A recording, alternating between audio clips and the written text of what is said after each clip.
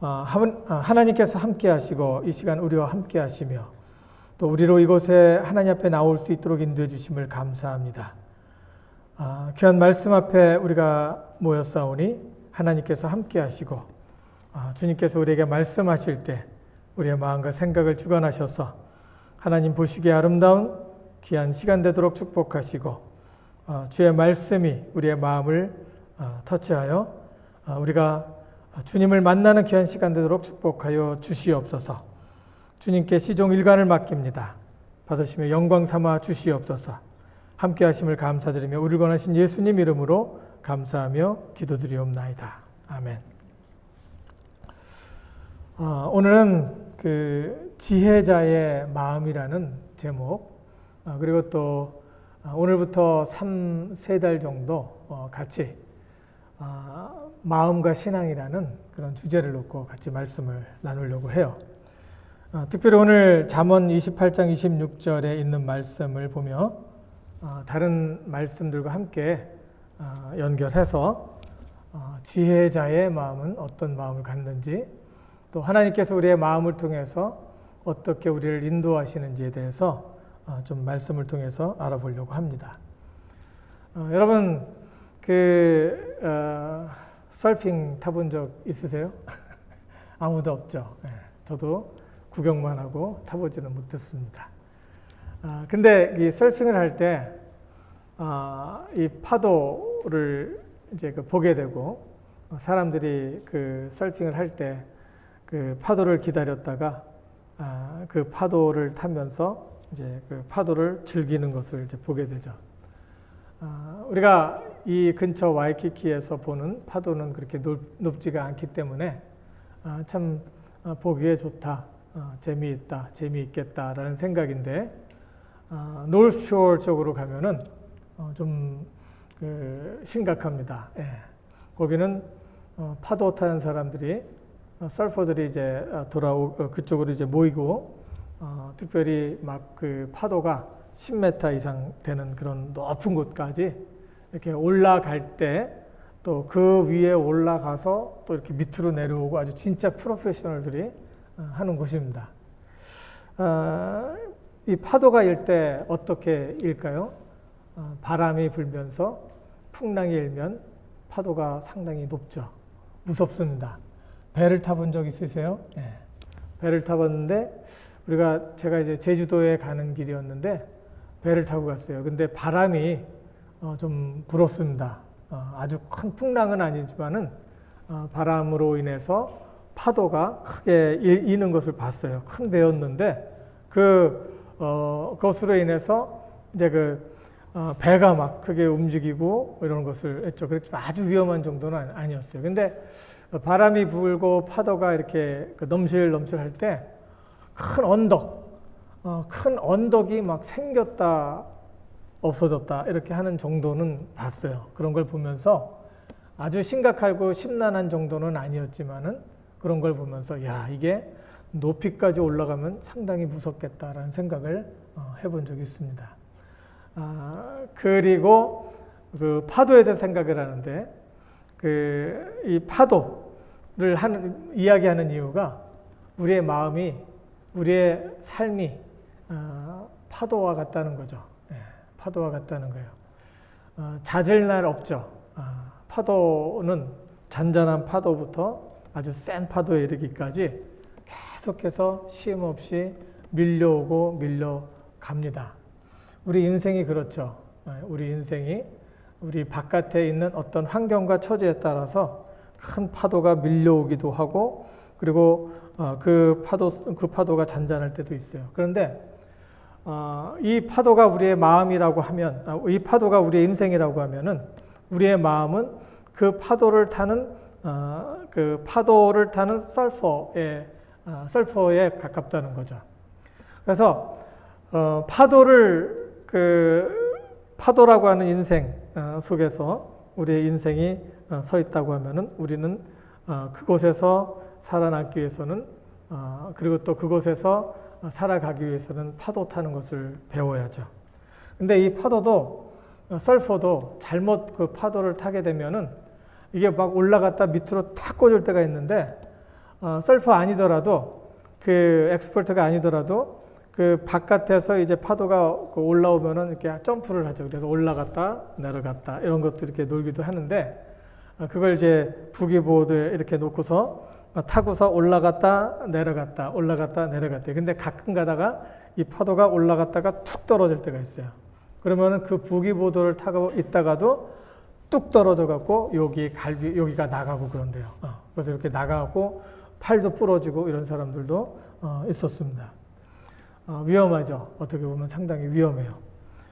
서퍼가 되면 파도 타는 것을 배우면 그런 것을 가지고 또 인생의 파도 속에서 엑스퍼트가 돼서 그것을 타면서 그 인생을 즐길 수도 있는데 내가 엑스퍼트가 됐다고 하더라도 내가 그 파도가 너무 세버리면은 뚝 떨어져 갖고 뭐 부러진다든지 깨진다든지 이렇게 해서 죽기도 하고 이렇게 아주 위험한 겁니다. 인생을 파도라고 하면은 서퍼는 우리 마음이라고 할 수 있겠어요. 이 인생 속에서 우리 마음은 이 파도의 높고 낮은 그런 것에 따라서 어쩐 때는 큰 위협을 받기도 하고 때로는 잔잔해서 그 위를 지나다니면서 행복해하기도 하고 때로는 너무나도 도전이 커서 울기도 하고 무섭기도 하고 좌절해버리는 그런 경우가 있죠. 마음이 바로 그런 겁니다. 그러다가 이제 부상도 당하죠. 마음이라는 것이 바로 인생의 파도 타는 것처럼 우리 마음이 이렇게 저렇게 힘들고 어려울 때가 있습니다. 마음은 우리를 만들어가는 그런 내면의 세계라고 해요. 그리고 이 내면의 세계라고 하면은 보이지 않는 세계죠. 우리 마음 속에 많은 것이 있지만 보이지 않기 때문에 우리가 할 수 있는 게 뭐예요? 감출 수가 있어요. 꼭꼭 감출 수가 있죠. 내면에 있기 때문에. 그리고 또 어떤 건 자기 자신도 몰라요. 내 속에 뭐가 있는지도 몰라서 당혹스러울 때도 있죠. 갑자기 어떤 일이 딱 벌어지면은 나도 모르게 발작을 하죠. 반응을 하는 게 아니라 갑자기 발작을 할 때가 있어요. 과거에 트라우마가 있었으면은 그것으로 인해서 내가 리액션을 하는데 발작 정도의 그런 증상을 보일 때도 있어요. 보이지 않는 세계예요. 그런데 우리 마음은 또 한편으로는 뭐냐면은 이 환경과 처지에 따라서 계속해서 끊임없이 변해요. 파도가 변하는 것처럼 환경이 우리의 삶 속에서 계속해서 다른 모습으로 다가올 때마다 우리 마음도 계속해서 변하는 거예요. 여러분, 우리 그러죠. 아유, 저 사람은 뭐가 들었길래 항상 사람이 일관성이 없어. 그렇게 하고 또 저 사람은 왜 이렇게 변덕이 심해. 이렇게 얘기하는데 그러는 자기를 한번 곰곰이 생각해 보세요. 자기 변덕은 죽 끓듯이 안 끓나요? 뭐가 없어지면은 없어서 걱정, 잘 되면 잘 된다고 감사하는 정도가 아니라 교만하고, 그리고 안 되면 다 죽을 것 같고, 또 누가 없어지면 슬프고 괴롭고 항상 바뀌어요. 파도 타는 사람처럼. 그리고 그 변하지 않으려고 해도 자꾸 변해요. 어떤 책에서 보니까 그건 당연하다. 그래요. 그러니까 변하는 것 같고 뭐 어떻게 말을 할 수가 없다는 거예요. 왜냐면은 우리는 살아있는 생명체이기 때문에 변하는 것을 놓고서 우리가 어떻게 말을 할 수가 없다는 거예요. 우리는 항상 변하고 똑같은 상황이 우리에게 오지 않고 비슷한 상황 속에서 당황도 하고 도망가기도 하고 때로는 반항하고 싸우기도 하고 이런 것이 우리의 마음이라는 거예요. 그리고 이런 과정을 통해서 내가 만들어지는 거죠. 이런 과정을 통해서. 우리는 안주하려는 또한 마음이 있어요. 마음은 게을러서 가급적이면 안 움직이려고 그래요. 마음, 생각 안 움직이려고 그래요. 그래서 가급적이면 적은 에너지를 가지고 생각하지 않고 그냥 멍하니 있고 싶어 하고 또 빨리 단정하고 판단해 버려요. 다 그런 거지. 옛날에 해봤어. 앞으로 뭐 그 뻔한 일이야. 그러면서 생각하려고 하지 않고 그냥 이 마음은 가만히 있으려고 그래요. 그게 우리 생리적인 건데. 그리고 또 생각 없이 가려고 해요. 그래서 이렇게 습관을 만들고 자꾸 생각 없이 그냥 가도 될 정도로 나를 기계화로 만들려고 해요. 그래야지 에너지가 안 들어가니까. 이거 메커니즘이라고 그러죠. 그래서 이제 우리가 살아가는 것에 대해서 자꾸 공식을 만들고 방정식을 만들고 그래서 인생은 이런 거야. 그러면서 단정하고 판단하고 그리고 그대로만 가려고 하는 거죠. 그리고 우리 습관이 되어서 이렇게 습관이 이런 것도 이제 우리 몸에 배어서 습관이 되면은 나는 누군가에 대한 대답을 우리가 볼 수 있겠죠. 습관이 돼버리면은 그게 내 인격이 되는 거예요. 그리고 스스로 이러죠. 나는 이런 사람이요. 그리고 또 다른 사람이 당신은 이런 일을 하는 걸 보니까 당신은 이런 사람이야 라고 이야기를 하죠. 내 생각에 그것이 맞던 틀리던 다른 사람이 나를 보는 모습 이런 것들이 내 인격이 돼가고 나의 삶이 된다는 거죠. 여기 탈무드의 어떤 지혜를 이렇게 보면은 이런 말이 있습니다. 생각의 틀 의식하기. 그래서 너의 생각에 주의하라. 너의 생각이 말이 된다. 너의 말에 주의하라. 너의 말이 행동이 된다. 너의 행동에 주의하라. 너의 행동이 습관이 된다. 너의 습관에 주의하라. 너의 습관이 뭐가 될까요? 성격이 된다. 너의 성격에 주의하라. 너의 성격이 뭐가 될까요? 너의 운명이 된다는 거예요. 내가 환경에 따라서 어떻게 적응하느냐에 따라 그리고 또 그것을 어떤 식으로 내가 계속 내 식대로 그 환경에 적응하느냐에 따라서 내가 그런 사람이 돼 버리는 겁니다. 환경이 조금 불편할 때마다 욕하고 막 그냥 싸우고 그러면은 그 사람의 운명은 어떻게 되죠? 인격은 뭐예요? 저 사람은 항상 싸움쟁이, 말만 하면 말쟁이 이렇게 하고 그 운명은 어떻게 돼요? 싸우다가 죽고 말만 하다 죽고 이것이 바로 우리의 인생이고 우리의 마음에 주는 영향력이라는 거예요. 마음의 자아가 어떻게 형성되느냐에 따라서 우리가 죽기도 하고 살기도 합니다. 내 마음을 어떻게 먹느냐에 따라서 내가 죽기도 하고 살기도 해요. 그럴 것 같아요? 안 그럴 것 같아요? 예. 나는 항상 죽고 싶어. 죽을래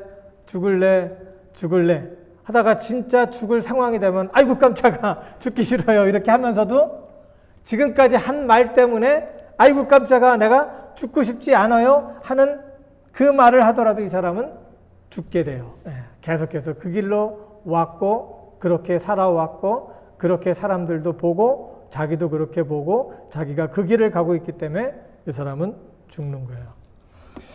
마음의 자아가 삐뚤어지면 망가지죠.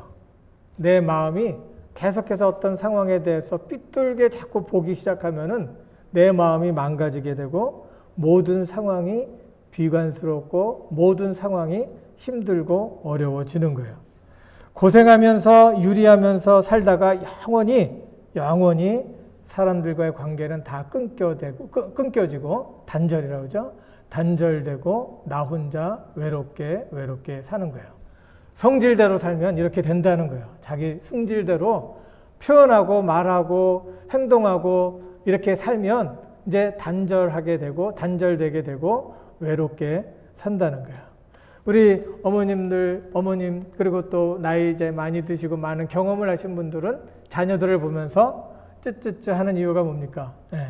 너 그런 식으로 살면 혼자서 외롭게 혼자서 비참해진다. 그래서 한마디 해주는 거죠. 성경도 이것에 대해서 이야기를 하죠. 두려워하는 자, 믿지 아니하는 자들과 흉악자들과 살인자들과 행음자들과 술객들과 우상숭배자들과 모든 거짓말하는 자들, 삐뚤어진 자, 왜곡된 마음을 갖고 있는 자들은 어디로 들어가요? 불과 유황으로 타는 못에 참여하리니 이것이 무슨 사망? 둘째 사망이다. 그러나 마음이 이제 그 마음에 흠이 없고 온전해서 건강한 상태를 유지하면 이 사람은 어떤 삶을 살 수 있을까요? 계속해서 성공적인 삶을 살까요? 성공이 목적이 아니죠. 성숙해져 가는 거죠. 우리의 마음이 온전하고 힘없고 거룩하고 하나님 앞에서 곧고 바르면 우리 자아에 흠이 없고 그리고 온전하여 건강한 상태를 유지하는 사람은 때로는 실패할 때도 있지만 그 속에서 계속해서 성숙해져 가며 또 그곳에서 만족해하고 행복해 한다는 겁니다. 그리고 현재의 세계에 충실할 수 있고 그 현재의 세계 속에서 하나님께서 어떻게 일하시는지를 보면서 그 인생을 즐길 수 있는 거예요.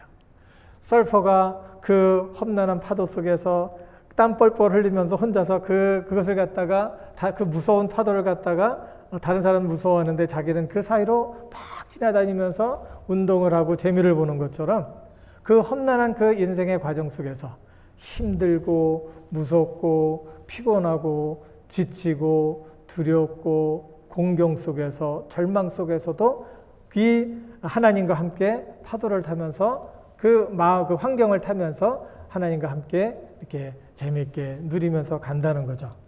현재의 세계를 하나님께서 주신 세계로 알고 또 하나님께서 주신 축복으로 알고 현재의 세계를 누리면서 미래의 희망을 갖고 살아가게 한다는 거예요. 마음을 향해서 하나님께서 이런 말씀을 하십니다. 잠언 4장 23절에 보니까 무릇 지킬 만한 것보다 더욱 뭐를 지키라? 내 마음을 지키라. 생명의 근원이 어디에서 남이라? 이에서 남이니라. 마음 지켜야 돼요. 마음 지켜야 돼요. 마음을 어떻게 먹느냐에 따라서 내가 죽기도 하고 살기도 하는 겁니다. 마음을 왜곡된 마음, 삐뚤어진 마음, 이것은 하나님께서 목적하신 것이 아니에요. 그 목적에서 빗나간 것을 말씀으로는 뭐라고 그래요? 죄라고 하는 거예요. 하나님의 목적에서 빗나가서 행복할 수 없고 만족할 수 없고 계속해서 성숙할 수 없는 성장할 수 없는 그 마음은 불과 유황으로 타는 못에 들어가게 되고 하나님을 믿고 하나님을 의지하는 하나님을 향한 마음은 지혜로운 자이고 그 지혜로운 사람은 뭐를 해요? 생명을 구원하는 거예요. 생명을 건지는 거예요. 생명이 그곳에서 남을 보게 되는 겁니다. 마음에는 네 가지 요소가 있습니다. 마음에는 감정의 요소가 있고 그리고 영성의 감성의 요소가 있고 영성의 요소가 있고 이성과 그리고 의지가 있습니다. 감성은요, 감정을 느끼는 것을 감성이라고 합니다. 감성은 이제 뭐라고 하냐면은 바깥에서 오는 자극을 통해서 감정을 느끼는 거예요. 그러니까 이거 누가 탁 치면은 아프다 그러면서 그 위기 의식을 느끼고 내가 그것으로 인해서 내가 죽을 것인가 살 것인가 이런 걸 느끼면서 피해야 될 것인가 도망가야 될 것인가 이런 것을 생각하고 이렇게 감정을 느끼죠. 아프다, 좋다, 나쁘다라는 것을 느껴요. 감정은 이제 나한테 주어지는 자극에 따라서 슬픈 감정을 느끼죠. 슬프다는 감정 속에서는 외로움과 우울함 그리고 창피한 거, 슬픈 거예요. 그리고 죄책감, 실망, 열등감을 느껴요. 그리고 행복하다는 감정 속에는 자꾸 기쁨이 있게 되고 호기심이 생기고 자긍심이 생기고 자신감이 생기고 희망이 생기고 평화와 감사가 생기는 것이 기쁜 마음이에요. 그리고 나쁜 마음이 있죠. 나 싫다. 그리고 무덤덤하다. 긴장된다. 그리고 불안하다. 답답하다. 아무것도 모르겠다. 아무 느낌도 없다. 이게 슬픈 감정이에요. 좋은 감정이면 아무것도 모르겠다라는 말 하겠어요? 안 하죠. 무서우면은 아무것도 모르겠다고 해요? 안 그러죠. 마음이 뭔가 깔아앉는 거고, 마음이 뭔가 소망도 없고, 희망도 없는 거예요. 그때 마음이 이제 안 좋은 거고, 그런 것으로 인해서 그 마음이 이제 가라앉는 거죠. 그리고 놀란 마음이 있죠.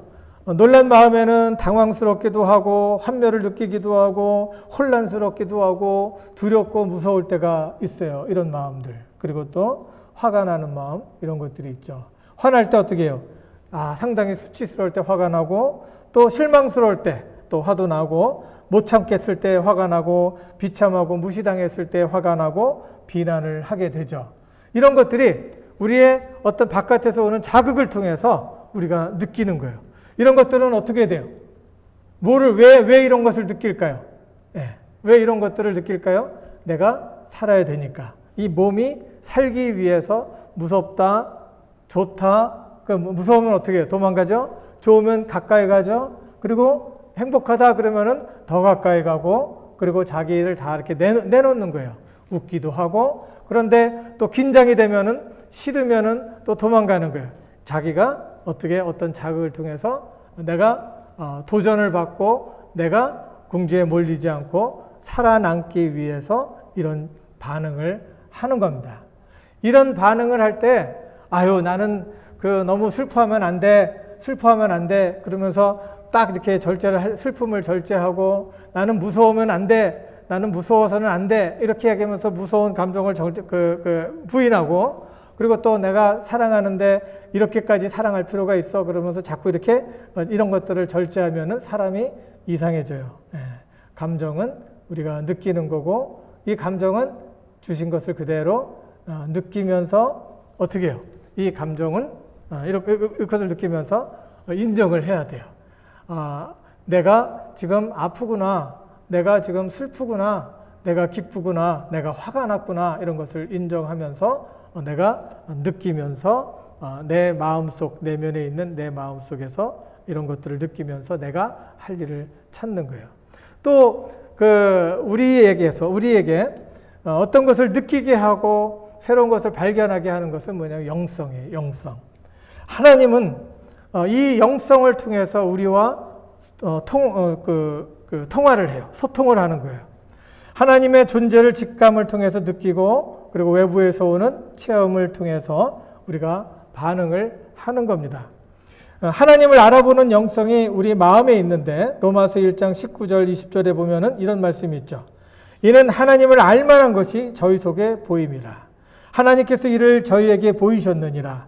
창세로부터 그의 보이지 아니하는 것들, 곧 그의 영원하신 능력과 신성이 그 만드신 만물에 분명히 보여 알게 되나니, 그러므로 저희가 핑계치 못할지니라. 하나님이 보이지는 않아요. 그렇다고 하나님께서 나한테 쿡쿡 누르면서 찌르면서 나 여기 있어 그러지도 않아요. 하나님께서 내 눈에 보이면서 내 오감을 통해서 느껴지고 맛봐주지도 않고 보이지도 않아요. 그렇지만 어떻게 해요? 하나님이 계시는 것을 느끼죠. 자연을 보면서 하나님의 모습이 이곳에 있지는 않지만 이 자연을 보면서 직관적으로 하나님이 계시는구나 라는 것을 느끼는 거예요. 이게 영성이에요. 우리 마음속에는 이렇게 감성과 영성이 있어서 바깥에서부터 오는 세계를 우리가 마음속에 경험을 통해서 정보로 우리가 받는 거예요. 그리고 이 영성을 통해서, 그러니까 영성이 건강하면, 영성이 이제 건강하고 성숙해지면은 이런 사람은 마음을 통해서 얼굴로 드러난다는 거예요. 잠언 15장 13절에 보니까 행복한 마음은 얼굴에 훤히 드러나지만 마음이 상하면 영혼도 상하느니라. 그래서 마음이 상하면 이것은 영혼이 상한 거예요. 마음이 상하면 영혼이 상한다. 영혼이 상하면 마음에 드러난다는 이야기예요. 그래서 우리의 감성과 영성, 이 영성이 우리 마음에서 움직이고 있는 거예요. 그런데 우리 마음속에 또 다른 요소가 있는데 그게 뭐냐면 이성이에요. 이성. 리즌이에요. 이유. 모든 정보를 이제 이 이성은 종합을 해요. 종합을 해서 이치에 맞는지 생각하고 판단해요. 그래서 지금 내가 감각적으로 내가 지금 이거 아니다. 누가 칼 들고 덤비는데 이 칼을 잘못 휘두르면 나는 죽는다고 해서 도망가야 돼. 무조건 이렇게 도망가는 것이 아니라 이성은 그걸 보고서 칼을 들었는데 엄마가 요리하려고 칼을 들은 건지 강도가 자기를 잡으려고 칼을 들은 건지 판단을 하는 것이 이성이에요. 그래서 내가 지금까지 경험했던 그런 감정과 그리고 또 내가 지금까지 경험했던 그런 체험들을 통해서 그리고 간접적으로 진적적으로 알게 된 그런 것들을 통해서 이 상황이 내가 죽을 상황인지 아닌지, 그리고 또 내가 이 상황에서 어떻게 적절하게 행동을 해야 될지를 판단하는 것이 이성입니다. 그래서 어떻게 적절한 행동을 해야 될지 그리고 최선의 선택이 무엇인지를 알려주는 것이 이성이에요. 피해야 될지 대항해야 될지 그리고 이것이 맞는지 틀리는지 이치에 맞는지 틀리는지 이것을 보여주는 것이 바로 이성이라는 거예요. 생각하는 거예요. 생각하고 판단해야 되는 거죠. 판단하는 거예요. 그리고서 결정을 하는 것이 바로 우리의 이성이라는 거예요. 여러분 이렇게 마음을 정할 때 생각이 없나요? 바깥에서 눈으로 보고 느끼는 것이 있으면 그 다음에 이 사람이 좋은 사람인지 나쁜 사람인지 생각하는 것이 우리의 이성이라는 거예요. 그리고 이성이 제대로 경험을 하면, 제대로 기능을 하려면은 내가 많은 경험이 있어야 되고 지식이 있어야 되는 거예요. 우리가 영적으로 살아가려면은 어떤 지식이 있어야 되겠어요? 성경의 지식이 있어야 되는 거예요. 그 무턱대고 우리가 하나님을 믿는 게 아니고 우리 하나님께서 우리로 생각할 수 있는 지혜를 주셨고 생각할 수 있는 능력을 주셨어요. 이 생각할 수 있는 능력 가지고 식별하고 판단해서 어떻게 해야 될지를 판단하고 결정하는 것이 바로 우리로 생각하게 하는 거예요. 그러니까 하나님을 믿는다고 하면서 생각을 안 하면 어떻게 돼요? 그 사람은 마음으로 전심을 다해서 하나님을 믿는 사람이 아닌 거예요. 무턱대고 할렐루야 그러고서 하나님 믿습니다. 나는 무조건 믿습니다. 생각 없습니다. 그냥 믿습니다. 하는 사람은 뭐예요? 잘못된 거예요. 왜? 우리 마음속에는 이런 기능들이 역할을 하면서 바른 판단을 하면서 하나님, 바른 하나님 그리고 우리가 믿는 하나님이 성경에 맞는가 틀리는가를 확인하면서 말씀을 받아들여야 되는 거예요. 그리고 또 하나 마음속에서 기능을 하고 있는 것은 뭐냐면은 의지예요. 의지는 결단을 하고 행동을 지시하는 겁니다. 의지는 많은 에너지를 필요로 해요. 신경을 써야 돼요. 제약이 상당히 많아요. 왜? 몸의 컨디션이 좋아야 돼요. 여러분 작정을 하지만은 얼마나 가요? 뭐 작심 3일이라고 3일까지 간다고 하는데 요즘에는 더 안 가는 것 같아요. 지금 딱 이렇게 여기서 예수 믿겠습니다 그래 놓고서 이제는 이렇게 살아보겠습니다 막 땀 흘리면서 막 기도하고 뭐 난리를 치고 했는데 여기서 이제 문 밖에 나가면서 벌써 막 욕하는 사람이 있어요. 보니까 그런 사람들도 있어요. 의지는 우리가 생각한다고 되는 게 아니에요. 의지를 가지려면 뭐냐면은 몸에 좋은 컨디션이 있어야 돼. 기분이 좋아야지 하고 싶은 것도 하죠. 그렇죠? 몸에 익은 습관도 있어야 돼요. 그리고 감정도 따라줘야 돼. 기분도 좋아야 되는 거예요. 컨디션도 좋아야 되고 그리고 좋은 호르몬도 나와야 돼요. 뭐 도파민이라든가 엔돌핀이라든가 옥시토신, 뭐 세로토닌 같은 그 기분 좋게 하는 그런 기분 좋을 때 나오는 그런 호르몬이 있어야 돼요. 그리고 또 영혼도 따라줘야 돼요. 영혼도. 그래서 영적인 체험도 있어야 되고 그리고 또 믿음에서 오는 소망도 있어야 되고 그리고 또 이성도 따라줘야 돼. 이게 이해가 되지 않으면은 내가 할 수가 없는 거예요. 그래서 내가 하나님 안에서 전적으로 하나님을 믿고 의지한다는 말은 뭐냐면은 나의 모든 것을 다 동원해서 마음과 생각과 뜻과 모든 것을 다 동원해서 하나님을 이해하고 하나님을 향해서 경험하고 체험하고 하나님을 향해서 이렇게 해보겠다라는 이런 것들이 확실히 있을 때 우리가 이런 것들을 삶을 통해서 실천하게 되고 그 실천을 통해서 뭐가 나와요? 하나님의 계신 것이 증거로 우리 삶 속에 나오게 되는 겁니다. 하나님 우리가 마음대로 못 믿어요. 지성도 생각도 해야 되고 그리고 느껴야 되고 경험도 해야 되고 그래야 되는 거예요. 그러니까 우리가 하나님을 알려면은 믿음으로 또 시도를 해봐야 돼요. 그래야지 그 하나님을 알고 의지로 해볼 수 있는 힘이 생기는 거예요. 또 성령님을 경험을 해봐야지 그 성령님을 의지할 수 있는 마음이 생기게 되고 그 마음으로 하나님을 믿고 따를 수 있게 되면서 또 다른 세계를 경험하게 되는 거예요. 내가 갑자기 하나님을 하나님 기적의 하나님 그래서 내가 갑자기 하나님을 경험할 수 있지 않아요.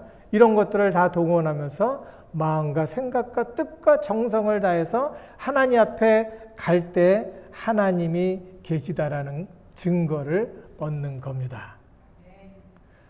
나는 왜 하나님이 없는 것 같아요? 난 느껴지지 않아요. 마음과 뜻과 정성, 마음, 뜻과 정성, 모든 감성 다 사용해서 전심으로 하나님 앞에 갈 때 하나님을 만날 수 있다는 거예요. 잠언 13장 15절에 보니까 내 아들아 만일 내 마음이 지혜로우면 나 곧 내 마음이 즐겁겠고, 그래서 마음이 지혜로워서 마음과 뜻과 정성으로 내가 뭔가를 집중하게 될 때 그곳에서 내 마음에 즐거움이 생긴다는 겁니다. 아주 중요한 얘기죠. 성경이 말하는 마음은 이런 것들이 있어요. 마음은 살아있는 생명체고 생존을 위해서 계속해서 변화하고 믿을 수 없다는 것을 성경은 말하고 있어요. 잠언서 15장 7절에 보면은 잠언 15장 7절에 보면 지혜로운 자의 입술은 지식을 전파하여도 미련한 자는 뭐 할 것 같아요? 미련한 자의 마음은 항상 오락가락하느니라. 정함이 없다는 거예요.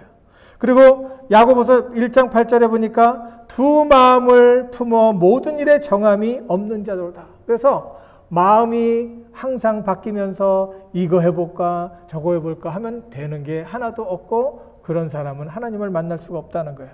그리고 만물보다 거짓되고 심히 부패한 것이 마음이라 누가 능히 이를 알리오마는, 부패해져서 이 생각 저 생각, 자기는 마음 정했다고 하는데 푹 쓰러지고, 자기는 마음 정했다고 하는데 그것에 냄새나고, 자기는 마음 정했다고 했는데 푹 눌러보면 확 꺼져버리고, 이렇다는 거예요. 그것이 마음이라는 거예요. 너희는 스스로 조심하라. 그렇지 않으면 방탕함과 술취함과 생활의 염려로 마음이 둔하여지고 뜻밖의 그날이 덫과 같이 너희에게 임하리라. 생활의 걱정으로 인해서, 생활의 염려로 인해서 마음이 둔해지고 그것으로 인해서 힘들게 살아갈 수밖에 없다는 거죠. 그리고 마가복음 6장 52절에 보니까 이는 저희가 그 떡 떼시던 일을 깨닫지 못하고 도리어 그 마음이 둔하여져서, 하나님께서 5,000명을 먹이셨어요. 수만 명을 먹이셨어요. 그럼에도 불구하고 그새 잊어버려서 예수님을 믿지 않고 신뢰하지 않는 그런 제자들의 모습을 보면서 예수님께서 상당히 슬퍼하셨다는 거죠. 그리고 그 속에 그 사람의 마음이 나오는 것은 악한 생각, 음란과 도적질과 살인과, 그래서 저들은 그 마음에 하나님을 두기 싫어함으로 하는 모든 일을 통해서 고생하며 유리함이 저들의 삶 속에 있다는 것을 얘기해요. 그러나 지혜롭게 그 마음을 다스리는 자는 구원을 얻는다는 거예요. 잠언 28장 26절에 보니까 자기의 마음을 믿는 자는 미련한 자요. 자기의 마음을 믿는 자는 미련한 자요. 장담하는 자는 미련한 자라는 거예요. 그리고 지혜롭게 행하는 자는 구원을 얻을 자이니라. 네. 지혜롭게 마음과 뜻과 정성, 경험, 모든 정보를 가지고 하나님 앞에 집중하는 사람은 지혜를 얻는 자고, 지혜를 얻어서 그 지혜가 그 사람의 삶을 풍성하게 하고 풍요하게 만든다는 거예요. 마음이 청결한 자는 복이 있나니 저희가 하나님을 볼 것이며, 그래서 그 마음을 깨끗하게 정돈하고 하이어라키, 그리고 또 그 과정을 잘 이해하고 그 과정을 잘 받아들이고 하나님 앞에 마음을 집중하는 사람은 하나님을 볼 것이라고 말씀을 하고 있어요. 두 마음을 품은 자들아 마음을 성결케 하라. 마음을 깨끗하게 하라. 경건케 하라. 거룩하게 하라. 건강하게 그 마음을 지키라는 거예요. 시험에 들지 않게 깨어있어 기도하라. 마음에는 원이로되 육신이 약하도다. 예. 이 말씀을 통해서 우리가 좀 더 생각하고 좀 더 하나님 앞에 마음과 뜻과 정성을 다해서 하나님 앞에 나아감으로 하나님을 꼭 만나는 하나님의 신실한 종들이 되어지기를 주님의 이름으로 축원합니다. 아멘. 예, 다 같이 기도하겠습니다. 하나님께서 함께 하시고 이 시간 우리와 함께 하시며 또 귀한 말씀을 통해서 우리에게 말씀을 주시니 감사합니다. 지혜로운 자의 마음을 갖게 하시고 아버지 하나님, 우리에게 주신 이 마음을 잘 알아서 우리가 생각하고 또 우리에게 주신 그 감정과 또 우리에게 주신 영성, 아버지 하나님, 이러한 것들을 통하여 하나님을 좀 더 깊이 알아갈 수 있도록 하나님 축복하시며 지혜롭게 생각하고 판단하여 식별하여 하나님께서 우리를 향하신 기뻐하신 뜻을 알아가며 우리가 의지로 하나님 앞에 나아감을 인하여 하나님을 매사에 경험하는 하나님의 신실한 종들이 되어줄 수 있도록 축복해 주시옵소서. 이 시간 하나님께서 우리에게 함께 하시고 우리에게 말씀해 주심을 감사를 드리며 우리를 구원하신 예수님 이름으로 감사하고 기도드리옵나이다. 아멘.